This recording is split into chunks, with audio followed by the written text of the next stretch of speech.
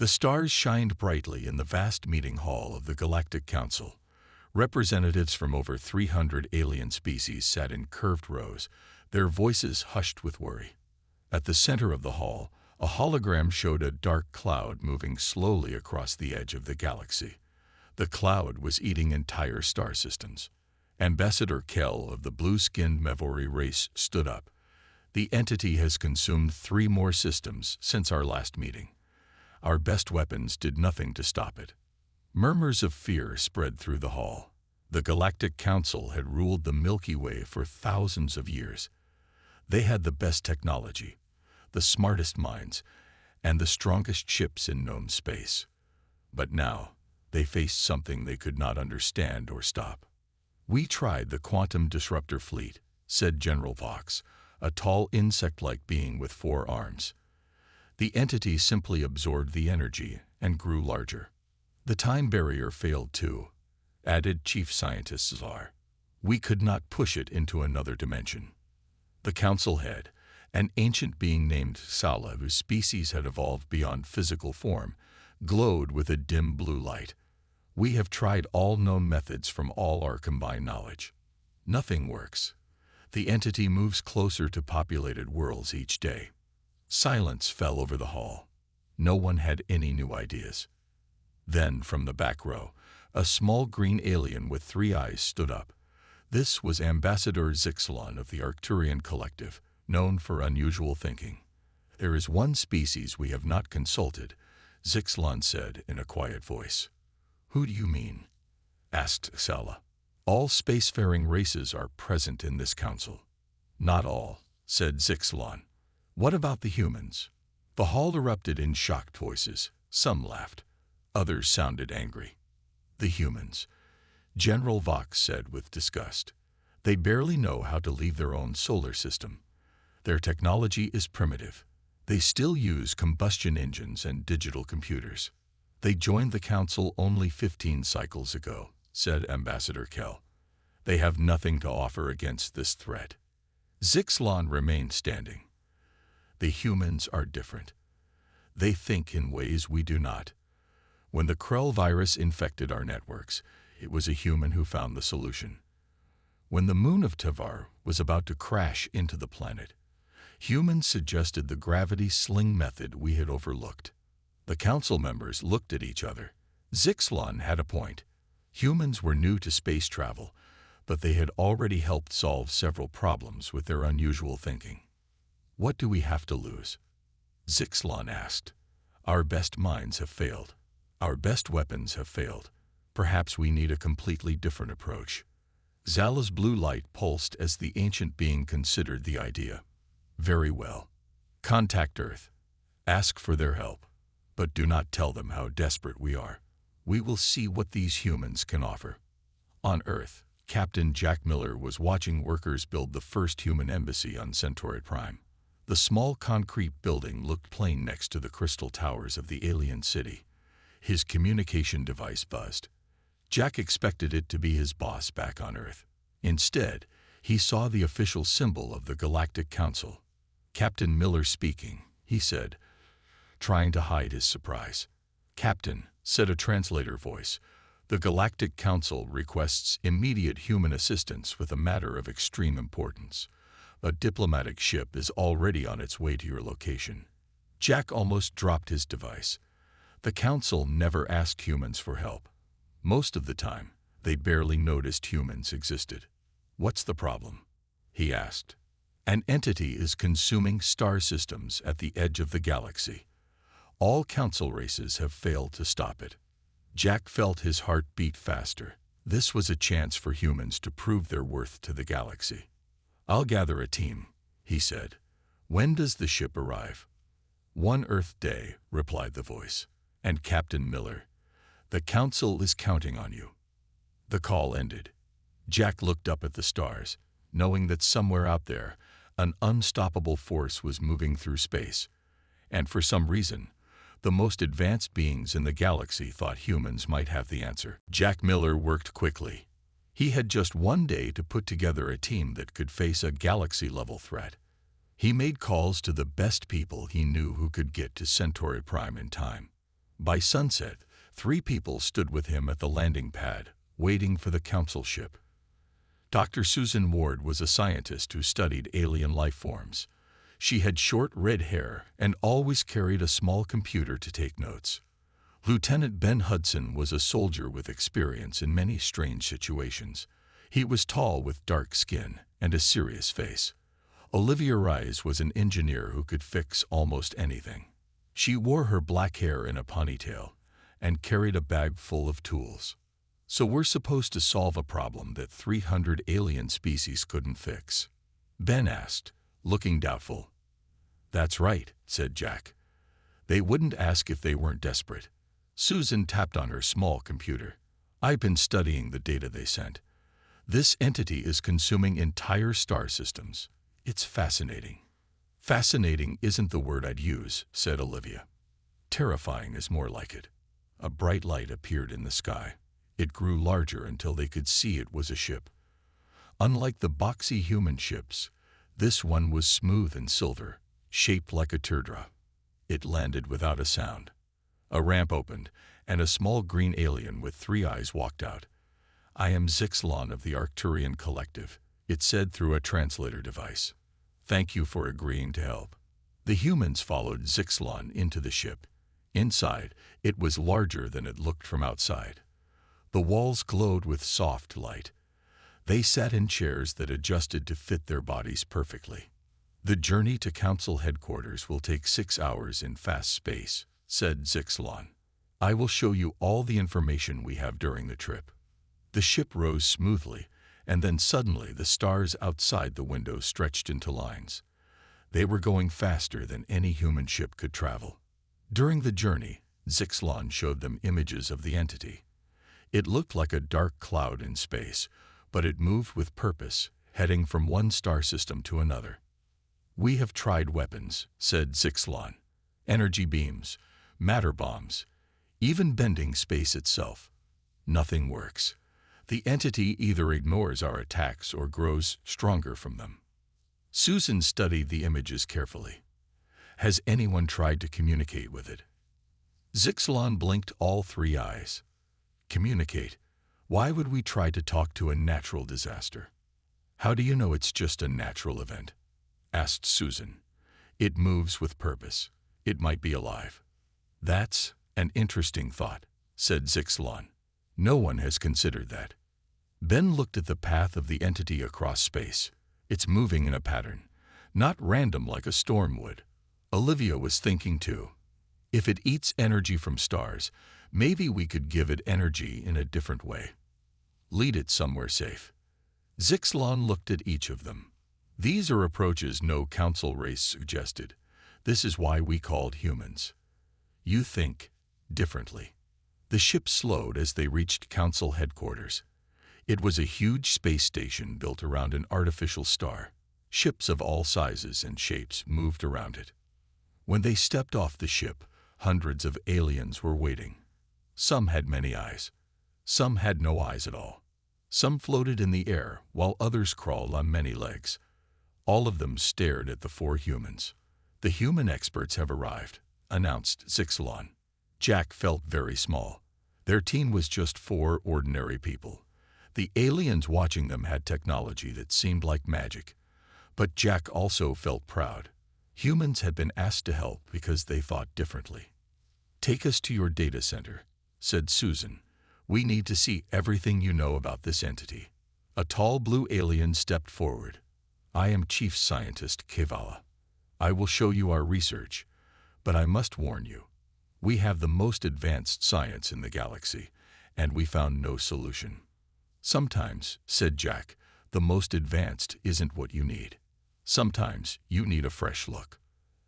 As they followed Kevala through the station, Jack wondered if they really could find an answer.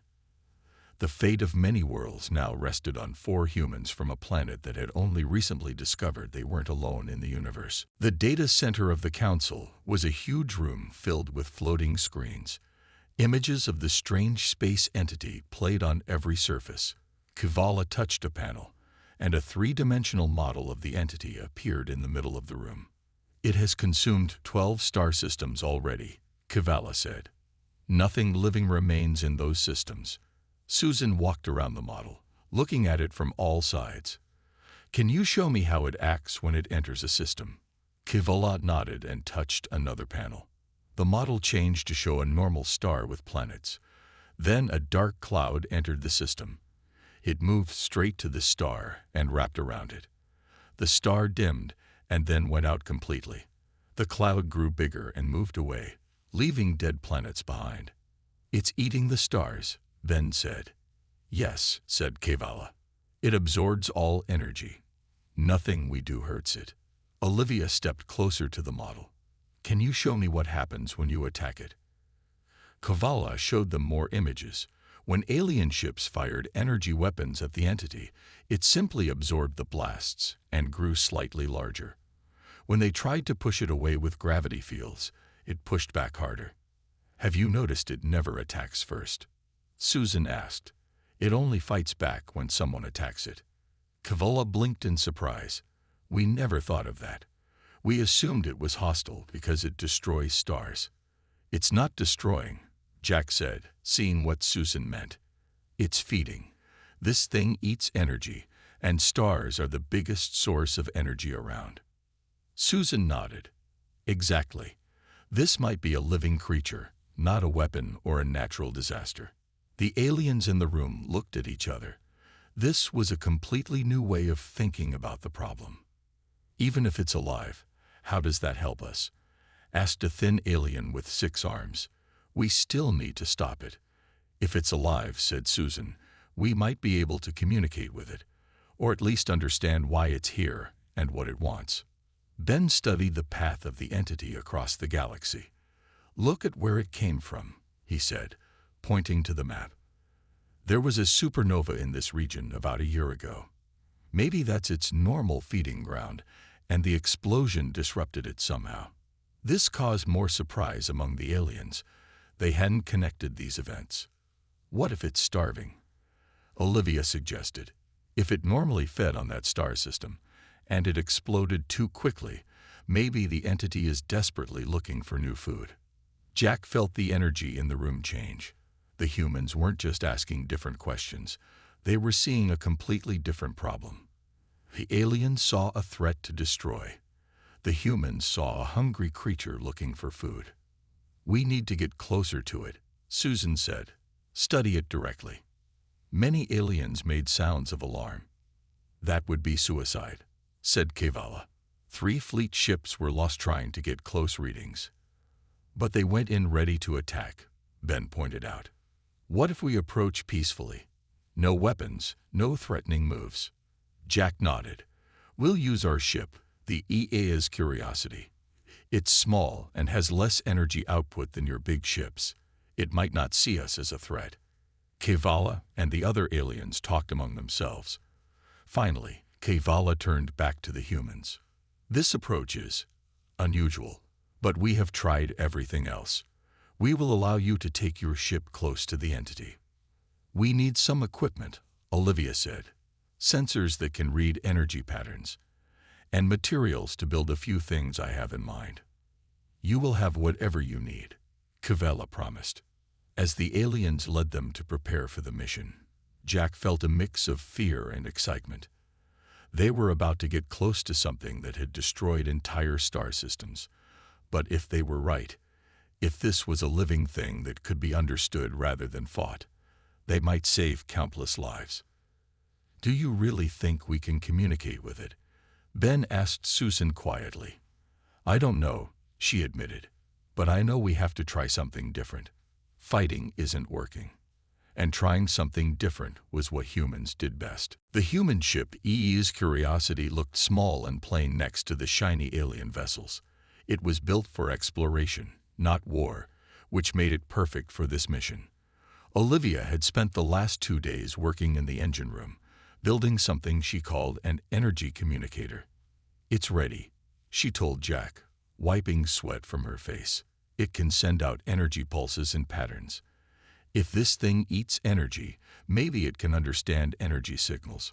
The Council provided a faster engine for their ship. Now they could reach the entity in just 1 day instead of weeks. Several alien observers came with them. but they stayed quiet, watching the humans work. "Are we really going to try to talk to a star eater?" Ben asked as they prepared to leave. "Got a better idea," Jack replied with a small smile.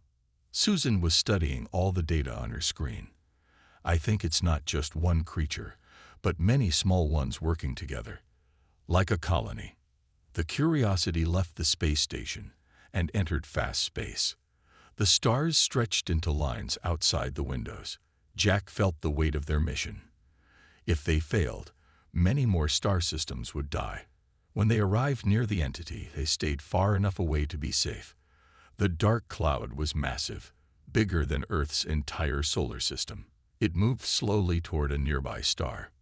"No weapons," Jack reminded everyone. "We don't want to look threatening." Olivia activated her device. It sent out a simple pattern of energy pulses, short, short, long, short. Then she repeated it. Nothing happened at first. The entity continued moving toward the star. "Try a different pattern," Susan suggested. Olivia changed it to long, short, short, long. She repeated this several times. Suddenly, the edge of the dark cloud changed direction. A small part of it moved toward their ship. "It noticed us," Ben said, his voice tense. "Keep sending the signal," Jack ordered. "Same pattern. Don't change anything." The piece of the entity came closer. It was still far away, but they could see it better now. It wasn't solid black as they had thought. It sparkled with tiny points of light, like stars in the night sky. "It's beautiful," Susan whispered. Olivia's device beeped. "We're getting something back," she said with excitement. "It's copying our pattern." On her screen, they could see energy pulses coming from the entity. Long, short, short, long. The same pattern Olivia had sent. "It's talking back," Jack said, hardly believing it. They sent more patterns. Each time, the entity copied them. Then, after about an hour, something amazing happened. The entity sent a pattern they hadn't used before. "It's not just copying now," Susan said. "It's trying to communicate on its own." Olivia programmed her device to send back the new pattern. This went on for hours. The humans sent patterns, the entity responded, and slowly they built a simple way to communicate. Through this basic back and forth, they learned that the entity was indeed a colony of energy beings. They didn't have words like humans did, but they could share feelings and simple concepts through energy patterns. "They're confused," Susan said as she interpreted the signals. "They don't understand solid matter like planets and people. To them, only energy is real." "Can you tell them they're hurting other life forms?" Jack asked. Susan and Olivia worked together, creating patterns to explain that stars gave life to planets with living beings. It was hard to explain such complex ideas with simple signals, but they kept trying different approaches. Finally, they got a response that seemed to show understanding. The entity sent a pattern that felt like sadness. "I think they didn't know," Susan said. "They didn't realize they were killing living things by taking the stars." One of the alien observers spoke for the first time. "You've done the impossible. You've made contact with it." Jack shook his head. "Not impossible, just different from what you tried before." "Can you ask where they came from and why they're here?" Ben suggested. Susan nodded. "That's our next step. And then we need to find a way to help them find food without destroying inhabited systems." For the first time since the crisis began, there was hope.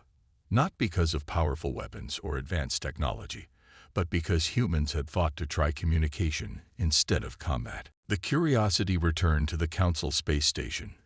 The main meeting hall was packed with aliens from all races, eager to hear what the humans had discovered. Jack stood at the center with his team, feeling the weight of hundreds of eyes on him. "We have made contact with the entity," Jack announced.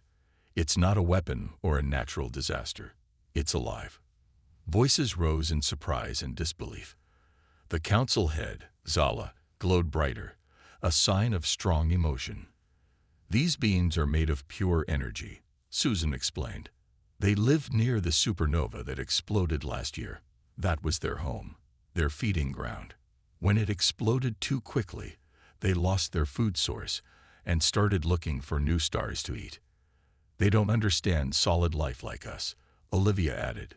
To them, only energy is real. They didn't know they were hurting anyone by taking stars. How does this help us? Asked General Fox. Even if they're alive and don't mean harm, they still destroy entire systems when they feed. That's why we need a new approach, Jack said. Fighting won't work. We need to help them find food without harming populated systems. Ben stepped forward with a star map. We've marked all uninhabited systems in this sector, stars with no life around them. The entity could feed there without harming anyone. But how do we lead them there? Asked Kavala. We can barely communicate with them. Olivia smiled. That's where my new idea comes in. We can create energy paths between stars, like road signs showing the way to food. She showed them her design. Using special devices placed near stars, they could create streams of energy flowing through space, connecting one uninhabited star to another. The entity can follow these energy streams, she explained. It's like making a trail of food they can follow, leading them away from populated areas. The aliens discussed among themselves. This plan was very different from their earlier ideas of weapons and barriers. It could work, Kavala admitted, but we need hundreds of these devices, and we need to place them across a huge area of space. Then we all work together, Jack said. Every race contributes ships and resources. Some make the devices, some place them in position. For 3 days, the council chamber was filled with planning sessions. Species that normally avoided each other now worked side by side. The humans moved between groups, helping solve problems and settle disagreements. Jack showed unexpected skill at bringing different aliens together for a common goal. Olivia worked with alien engineers to improve her design. They added features she hadn't thought of, making the devices stronger and more efficient. Your simple approach was the key, an 8-armed engineer told her. We added technology, but the core idea was human. Susan and Ben mapped out the best route for the entity, a path through dozens of uninhabited stars that would keep it fed and happy for centuries. Finally, the plan was ready. Thousands of ships from all council races would carry the devices to their positions. It would be the largest coordinated effort in galactic history. Before they left, Sala addressed the humans. For many cycles, we viewed your species as primitive. We saw your lack of advanced technology as weakness. We were wrong. Your different way of thinking is your strength. Jack nodded respectfully. Everyone has something to offer. Sometimes the newest voice has the fresh perspective you need. The human ship joined the massive fleet leaving the station. Their small vessel looked tiny among the huge alien ships, but everyone knew the plan they carried came from human minds. As they traveled to the first position, Jack looked at his team with pride. They weren't the strongest or the smartest by galactic standards. They didn't have the most advanced technology or weapons, but they had seen a problem from a new angle when hundreds of older, more advanced species could not. The first energy path device would be placed near an uninhabited red dwarf star. If it worked, the entity would follow the energy trail away from populated systems to a safe feeding ground. I hope this works, Ben said as they prepared the device. So do a few hundred inhabited worlds, Jack replied with a nervous smile. The fleet of ships spread across the sector, each carrying energy path devices. Olivia had made sure each alien crew knew exactly how to set them up. The plan seemed perfect, but as Jack had learned many times before, no plan survived first contact with reality. The first sign of trouble came 3 days after they placed the initial devices. Jack was on the bridge of the Curiosity when an urgent message arrived from Kavala. The entity is not following the path as expected, the alien scientist reported. It started to follow the energy stream, then suddenly changed direction. It's moving faster now, heading toward the Pelax system. Susan checked her data. Pelax has 4 inhabited planets. Millions of people live there. What went wrong? Ben asked, looking at the tracking screens. Olivia was already running tests on her equipment. The energy flow isn't stable. Something's causing fluctuations in the pattern. More reports came in from ships across the sector. The carefully designed energy paths were becoming unstable. In some places, they were creating unexpected energy storms. We need to shut them down, Jack decided. Something's not right with how they're interacting with space in this region. But before they could send the shutdown signal, a massive energy wave erupted from one of the path devices. It rippled across space, affecting every device in the network. The energy paths grew wild, pulsing with power that no one could control. The entity reacted violently. It seemed confused and angry, sending out destructive waves of energy. 2 uninhabited planets in a nearby system shattered under the assault. It thinks we're attacking it, Susan said, watching the readings. Our energy paths turned into something threatening. Panic spread through the Council fleet. Many ships began powering up their weapons, ready to attack the entity before it could destroy more worlds. No, Jack shouted over the communication system. Don't attack. That will only make it worse. But fear was taking over. General Vox ordered his ships to form a battle line. The human plan has failed, he declared. We must destroy this threat before it reaches populated systems. Jack knew they had only minutes before a war would start that no one could win. He looked at his team. We need a new plan. Right now. Olivia was frantically adjusting her equipment. The paths are too big, too complex. We tried to do too much too fast. What if we go back to basics? Ben suggested. One simple path, leading straight to an uninhabited star. Susan nodded. And we need to communicate with the entity again. Tell it we're sorry, that we're trying to help. Jack made a difficult decision. I'm taking the Curiosity closer. We need to establish direct contact again. That's too dangerous, Kivella warned. The entity is in a defensive state now.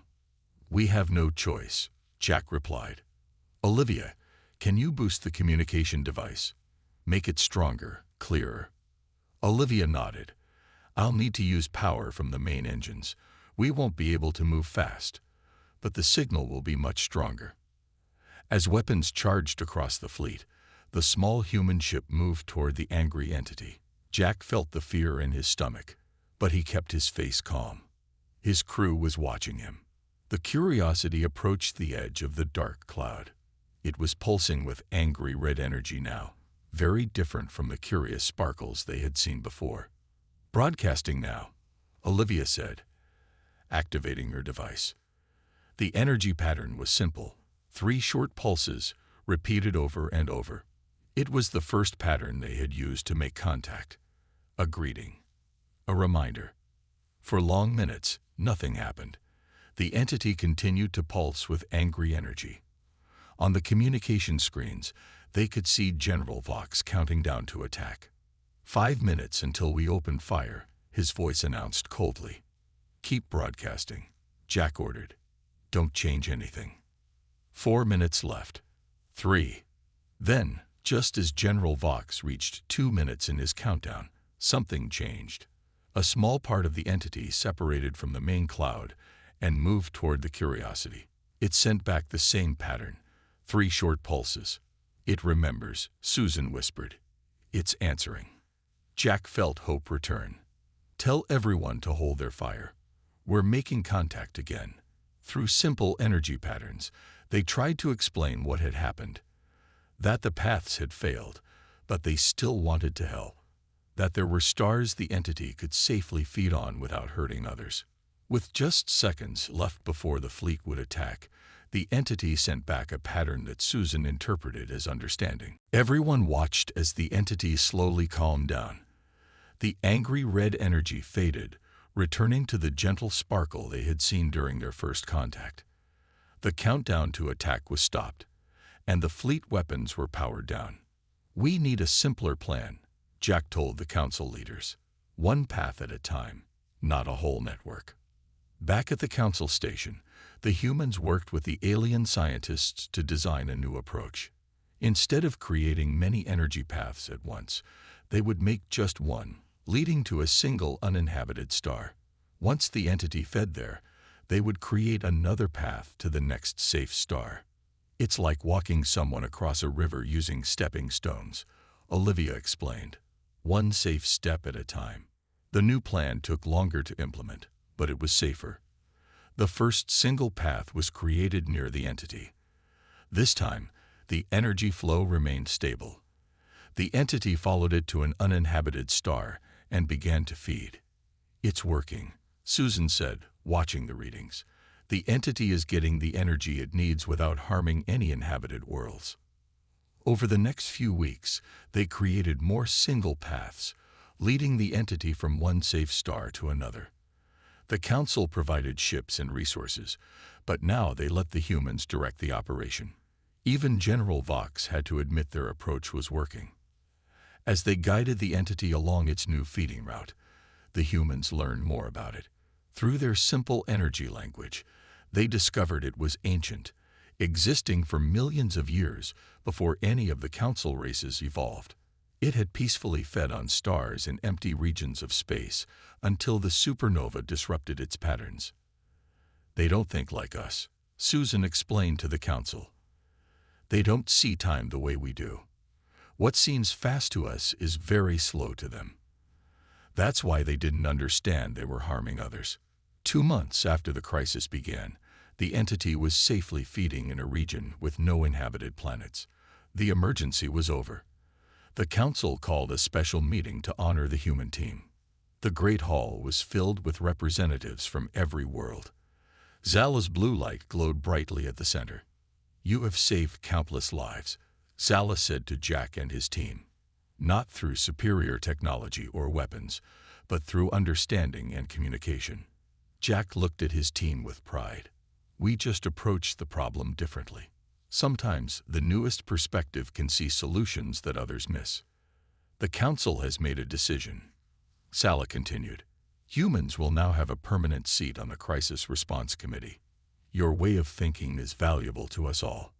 Jack was surprised. This was a great honor, one usually given only to the oldest and most advanced races. "We would be honored," he said.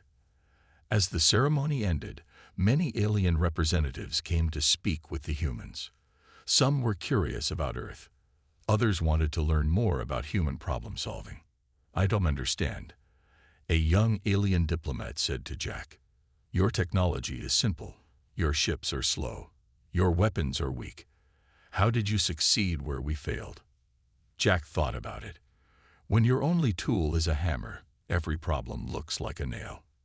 The Council had advanced technology, so they tried technological solutions. We didn't have the same tools, so we had to find another way. Later, as the Curiosity prepared to return to Earth, Kavala came to say goodbye. A new saying has spread through the Council races, the alien scientists told them. When facing a difficult problem, they now say, "Nobody knows what to do, so call the humans." Susan laughed. "We're problem solvers by nature. When you're not the strongest or the most advanced, you learn to think creatively." As their ship headed back to Earth, Jack looked out at the stars.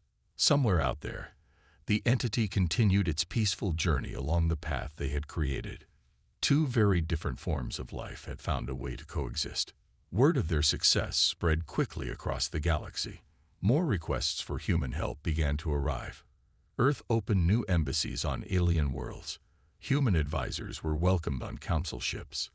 A species that had been seen as primitive was now valued for its unique perspective. And on Earth, when children looked up at the night sky, they now knew that being human meant something special in the vast universe. Not because they were the strongest or the most advanced, but because they could find new solutions when nobody knew what to do.